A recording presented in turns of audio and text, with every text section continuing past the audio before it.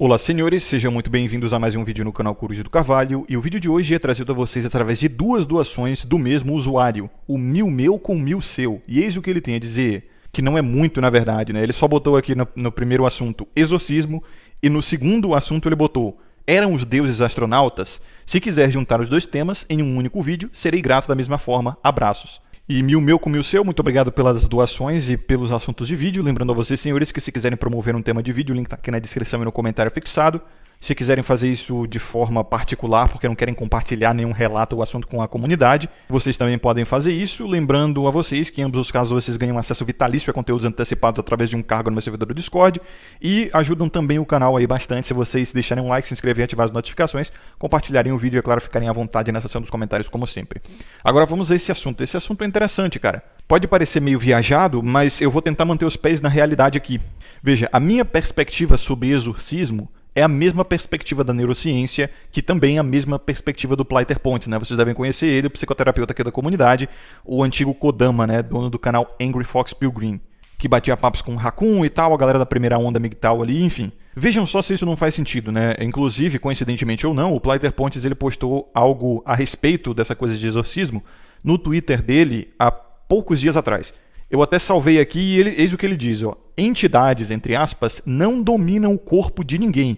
As pessoas que estão em transe, isto é, manifestam uma persona introjetada da sua cultura religiosa, são limitadas pelo seu próprio conhecimento e usam essas personas para justificar as suas ações. Provavelmente o sujeito aí tinha vontade de fazer isso e usou a desculpa da entidade para fazê-lo. Possessão é desculpa para não assumir responsabilidades ou, em alguns casos, algum transtorno sério. E ele ainda continua aqui embaixo, né? Em meus tempos de igreja evangélica, cansei de ver irmãos fingirem que receberam a profecia de Deus para explanar os pecados dos outros e mandarem diretas. Já vi gente dizer que recebeu pombagira para justificar seu desejo homossexual inibido. Tudo que envolve ser humano não pode ser mais que humano. E tu percebe como isso é genial, principalmente nessa punchline aqui, né? Nessa frase de efeito aqui no final. Tudo que envolve o ser humano não pode ser mais que humano, entendeu? Às vezes a gente fica tentando dar essa perspectiva transcendental e mágica e até mesmo superior de alguma forma, né? Falando de seres humanos que não são nada além de seres humanos. Então ele já até desmistifica aqui, mostrando como muitas vezes essa coisa de exorcismo, possessão, né, entidades são, na verdade, formas de jogar a responsabilidade para longe e fazer com que as pessoas possam tomar atitudes e comportamentos que elas sempre quiseram ter, mas não têm a coragem de assumir isso para a sociedade. Então põe a culpa num ser maligno, né? É para isso que serve o diabo, basicamente. Ele sempre serviu, ele sempre teve esse papel, né? O inimigo, ele sempre foi uma personificação do mal, onde muitas vezes as pessoas, sei lá, estavam a fim de trair seus parceiros, cônjuges, estavam a fim de encher alguém de porrada, sair encher a cara, e aí falavam simplesmente o seguinte, olha, foi o Satanás que me tentou, sabe? Infelizmente eu fui vítima aí de uma maldade, né, desse ser nefasto, então eu quero o melhor dos dois mundos, eu quero conseguir fazer a merda que eu fiz sem ser julgado pela sociedade ou totalmente julgado, né? Então eu crio aqui uma entidade, uma narrativa na minha cabeça para jogar a culpa nela. E as pessoas acreditam, e se elas acreditam, dá o efeito que eu quero e nós não precisamos elaborar mais. Fica por isso mesmo, tá? É por isso que é muito comum de pessoas irresponsáveis essa coisa de astrologia, né? Signos e essa coisa xamanista, esotérica. Eu não preciso nem dizer a vocês do que eu estou falando, né? Pessoas irresponsáveis, pessoas mimadas e infantis que foram infantilizadas a vida toda pela sociedade principalmente. Quem é que mais acredita nessas coisas, né? Horóscopos, signos e tudo mais. Ai, não, mas eu sou assim porque eu sou de Escorpião e o meu signo é muito ácido e tal. Às vezes a pessoa só é amarga, entendeu? Às vezes a pessoa só é debochada, é chata, mas não quer sofrer as consequências da própria construção, do próprio ser que é, não quer assumir essa responsabilidade, aí joga em qualquer merda que ela consegue inventar na sua cabecinha pouquíssimo criativa, né? E diz que, bom, como o próprio livro, né, tem o título, A Culpa é das Estrelas. Diz que a culpa é das estrelas e foda-se, né? As pessoas acreditam, cola já é o suficiente. Esse é o típico pragmatismo. E é por isso que o filme Nefarious, né, eu já recomendei a vocês, ele é um filme sobre possessão demoníaca e coisa do gênero. ele é um dos meus preferidos. Com certeza tá no top 10 aí, eu sempre reassisto ele, porque ele brinca com, primeiro, a crença, né? E segundo, com a neurociência também, tá? E ele fica o filme todo mantendo o suspense e a dúvida sobre se o possuído ali, né? Ele é, na verdade, um homem muito inteligente, muito manipulador, minucioso, tá? Que planejou aquilo durante anos só para se livrar do corredor da morte, porque se ele for atestado como um doente mental, ele não pode ser totalmente responsabilizado pelos seus atos, né? Então ele não será executado, ou se ele é realmente uma criatura de origem espiritual possuindo o corpo, né, desse indivíduo. Esse filme é muito bom, tá? Recomendo que vocês assistam. O Renato Amoedo também recomenda ele bastante. O filme ele é bem carregado de teologia e é incrível as sacadas. Ele também brinca com aquela coisa da doença mental, tá? Que inclusive a própria coisa da possessão, exorcismos e tudo mais, pode, ao longo da história humana, ter sido também uma má interpretação de doenças mentais, já que a própria medicina psicológica, né, ela é extremamente recente, tá? O cuidado com a mente humana é uma coisa assim de poucas décadas atrás, não estou falando nem de séculos, cara, décadas atrás mesmo. E é por isso que eu estou sempre recomendando, né, o Pleiter Pontes como terapeuta. Para caso você tenha, sei lá, depressão, ansiedade, uma vida sem sentido ou coisa do gênero, coisas que você já tentou resolver sozinho e não conseguiu e precisa de uma ajuda profissional. Então ele tem uma linguagem simples, uma linguagem bem moderna, sem ser moderninha, né? Porque vocês sabem que os profissionais dessa área são extremamente moderninhos e ele é uma exceção. E o tratamento é breve, coisa de 5 ou 6 sessões, ele quer resolver o teu problema e te mandar embora para viver a tua vida. Ele quer que você se cure, porque se você voltar com o mesmo problema, ele vai se sentir um profissional falho, né? Já que ele não cumpriu sua função. Enfim, o link aqui na descrição e no comentário fixado é o link que leva vocês à parceria que a gente fez aqui, dando a vocês aí bônus e descontos, grandes descontos, né, para viabilizar essa cura emocional aí e psicológica para os caras da comunidade. É um favor que fazemos a vocês que têm esses problemas. Mas voltando ao assunto. Vocês já perceberam como esses casos de possessão, até mesmo os casos de possessão real, como aquele da Deborah Logan, né, se não me engano, que inspiraram filmes e tudo mais, eles quase sempre mostram características de doença mental séria, mostram características de extrema depressão, mostram características de dissociação de personalidade, né? Que são coisas categorizadas. Né? Esquizofrenia também é muito comum. São doenças hoje categorizadas. E dá para entender porque até pouco tempo atrás, né, as pessoas elas achavam que isso era coisa do demônio. E por conta de, agora prestem atenção, por conta de uma influência católica que dominou todo o nosso ocidente no mundo, né? É muito mais provável, na minha opinião, que pessoas que já tinham quadros psicológicos fracos e afetados em contato com essa cultura descobrissem ali caricaturas de criaturas nefastas que possuem as pessoas, que entram nos corpos das pessoas para fazerem o mal. E ao saber disso, por conta da sua mente fragilizada, às vezes até como uma forma de ganhar aquela atenção toda, que talvez elas nunca tiveram por serem consideradas estranhas para a sociedade, elas assumam essa postura, essa caricatura, e por entrarem no personagem vão caindo numa espiral de autossugestão, entenderam? Basicamente, se perdem no personagem e acabam se convencendo de que aquilo é real e dá no que dá. É por isso que dizem que a fé move montanhas, né? Quando você crê, amigo, é muito difícil você quebrar a sua crença porque o ser humano ele foi feito para acreditar, tá? Não só, obviamente, as pessoas que se convencem de que estão sendo possuídas, como aquelas que estão ao seu redor e acreditam fielmente que aquela pessoa está sendo possuída. Veja como, aqui até dentro da nossa comunidade, quebrar crenças é uma dor, né? Como eu postei até na aba comunidade alguns dias atrás. Quando o cara ele tem essa ideia do sagrado feminino e ele recebe informações sobre o profano feminino, é como se o mundo dele caísse. Às vezes ele entra em depressão, ele entra em desespero, ele tenta negar de todo jeito, tá? Alguns não conseguem engolir a pílula, regurgitam e ficam raivosinhos. Então, quebrar o seu sistema de crenças é algo muito doloroso, é algo que o seu corpo e a sua mente rejeitam, e todo o nosso processo psicossomático, ele foi feito para acreditar, porque acreditar é sobreviver. E foi assim que evoluímos. Eu quero que vocês entrem em perspectiva agora e pensem nos seus ancestrais de milhares de anos atrás, vivendo numa tribo no meio da selva. Pense se ele questionasse as crenças dessa tribo. Ou ele seria expulso dessa tribo por ser considerado um herege, um desviante, né? Ou ele mesmo ia quebrar a matrix da tribo e perceber que aquele sistema de crenças ali é injusto, é maluco, é completamente errado. Em ambos os casos, ele seria morto. ou seria abandonado, que no meio da selva, vivendo sozinho, dá no mesmo resultado, né? Ser morto. Aqueles que questionaram demais, tá, na nossa humanidade morreram pelas mãos da própria comunidade ou pelas mãos da natureza por conta do abandono. Ou simplesmente não se reproduziram, né, por serem considerados estranhos demais ou por ficarem isolados socialmente e não encontrando parceiros, né? Não é o que acontece com a comunidade, até muitos caras da comunidade que são mais alheios, mais alternativos. Esse é o meu caso, eu entrei em Volcel por conta disso.